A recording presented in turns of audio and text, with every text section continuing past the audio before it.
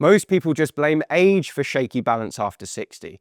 But in my clinic, I see the same 4 issues popping up again and again that affect balance, and they're all fixable. Today, I'm going to show you what they are, and more importantly, how to turn things around so you feel more stable, not more limited. So now I'm going to tell you about the 4 things that can affect your balance and then tell you how to fix each one. Most people don't realize this, but there are 4 different centers of the body that govern how well you can balance, and you can influence every single one. So I call these 4 centers the balance matrix. So I'm going to draw this here like this because each one has just about an equal contribution to how well you can balance. And in the first section of the matrix, we've got your vision. So I'm going to draw a very bad eye like this. And people don't often realize this, but your vision accounts for about 30% of your ability to balance. So if you can't see properly because you haven't got your contact lenses in, or you're not wearing your glasses, or you just have an eye problem that's not been diagnosed, your balance is naturally going to be a lot worse. Now, I can't help you fix your vision. That's beyond my scope of practice. But what I would recommend is every single person watching this should be getting an eye test at least once per year. And for goodness sake, if you've been prescribed glasses, then absolutely wear them. The second thing that can affect your balance is your strength. So for this, I'm going to draw a very badly drawn leg like this. So it's your leg muscle strength really that governs how well you can balance, because if you lack strength here, you're not going to be as stable on your feet. And even though it doesn't directly affect how well you can balance on one leg, if you lack strength, you're not going to be able to react to momentary losses of balance. So let's say you wobble. One of the first things you have to do if you wobble is put your leg out to stop yourself from falling. And if you lack the strength here, you're not going to be able to do that very well. And by the way, if you're one of the many people who watch these videos who wants to do everything you can to improve your strength, one of the best things you can do is to take our Stronger for Life roadmap. It's an assessment where you answer 10 questions, and based on your results, we send you a tailored recommendation based on the mobility category you fall into, telling you exactly what to do to get to your next level of strength and mobility. It's 100% free. It's one of the best things I've ever created, and you can find it for free in the description box below this video. The third thing that can affect your balance is your vestibular system. So for this, I'm going to do a horribly drawn ear, because your vestibular system is a network of tunnels and nerves that live inside your inner ear, much too deep for you to get to with a Q-tip or a cotton bud. But what it does is basically orientates your brain to where your body is. Now, anyone who suffered with labyrinthitis knows just how unpleasant it can be if you've got a vestibular system that isn't working properly. It literally will make you feel seasick and like you just want to step off a ship that you can never get off. It's really unpleasant. But all of us have functioning vestibular systems to varying degrees, and you can improve the function of your vestibular system if it's not working that well. And in just a moment, I'm going to show you some exercises to do that. And then the fourth center that dictates how well you can balance is something called your proprioception. So for this, I'm actually going to draw a brain. That's a really bad drawing of a brain, and then a network of nerves that go to all of the limbs in your body. Because what happens with your proprioception system is these are tiny receptors that live inside your joints. You've got them in every joint in the body, and they're basically receptors that communicate with these nerves and send a signal up to the brain to tell your brain where your body is without you having to look. So here's a little test that you can do at home just to check if your proprioceptors are working. First of all, close your eyes and then put your arm out to the side like this. Now you can tell that your arm is out to the side without you having to look with your eyes because your proprioceptors are telling you.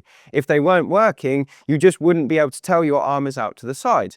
So proprioception is very important because those little receptors are going to tell your brain where your ankle is, where your foot is, where your knee is as you're interacting with the ground. And if it's not working properly, you're going to be less stable.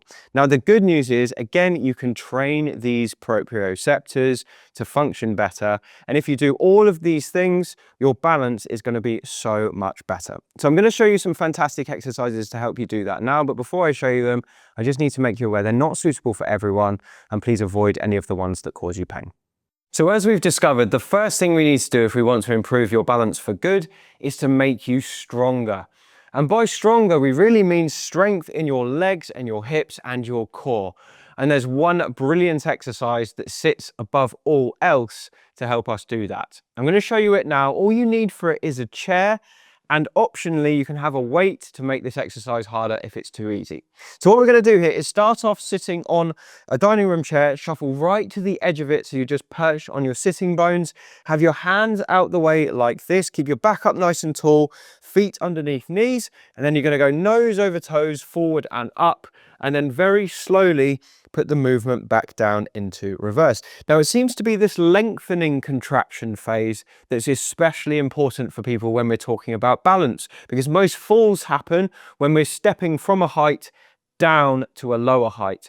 That's often where people lose control, and that's also, unfortunately, where the falls can be most catastrophic, because we're actually falling from a higher height than if we just fell on flat. So this exercise, as we go up and then very slowly back down, can help you to avoid that. So it's called the sit to stand, or the slow stand to sit, I guess. And if you can do more than 10 of those in a row and you don't feel anything in your legs, you need to make it a little bit harder. And you would do that by introducing a little bit of resistance.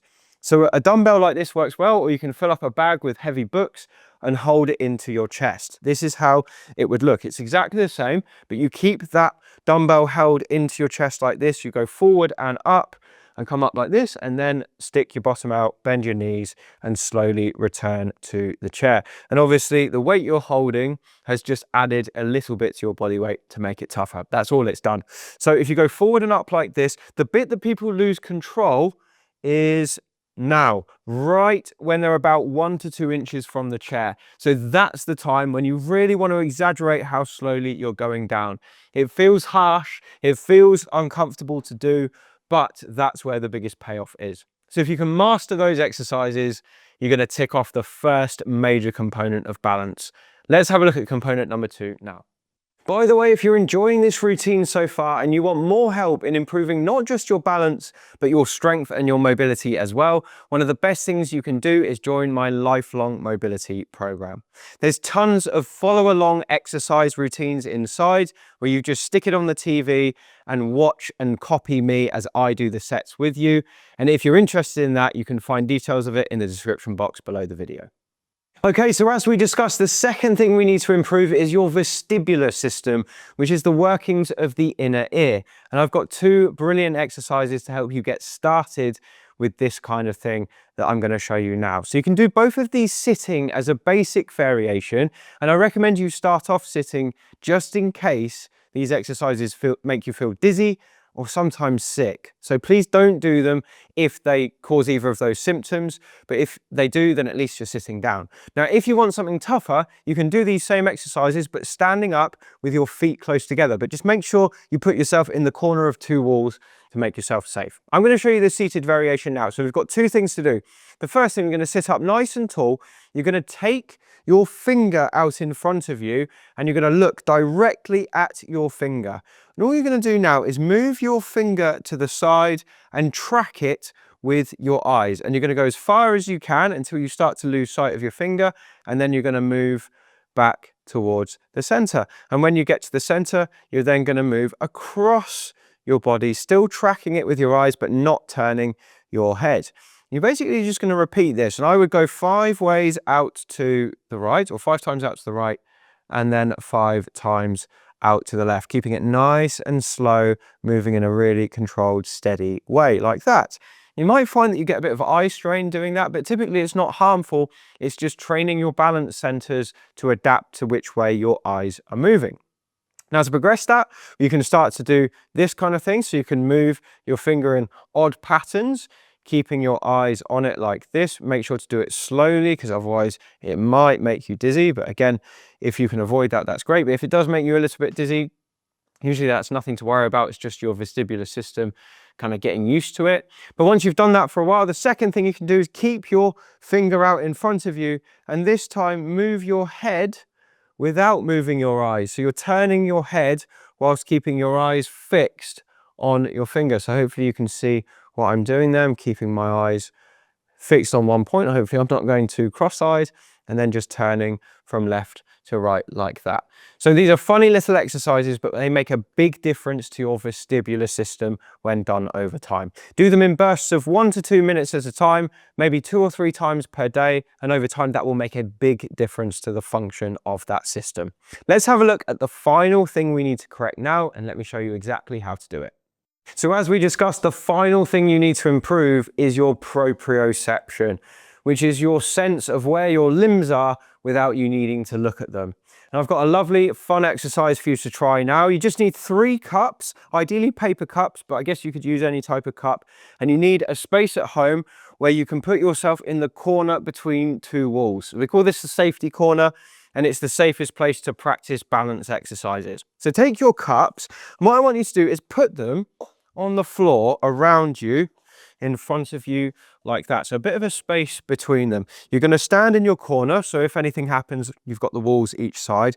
Then you're going to stand just on one leg if you can manage this, okay? And now we're in this one-legged position. All I want you to do is take your foot and tap the top of the cups using your toe. Simple as that. So you can go in the obvious pattern, which is just going around like this. But what might be more fun is if you do random patterns. So if you go 2, 3, 2, 1, so let's go 2, 3, 2, 1, and then go 1, 3, 1, 2. So 1, 3, 1, 2, and you get the idea. So you can vary the patterns. Once you've done a couple of patterns, then swap legs and start doing random taps like this, trying not to lose your balance like me.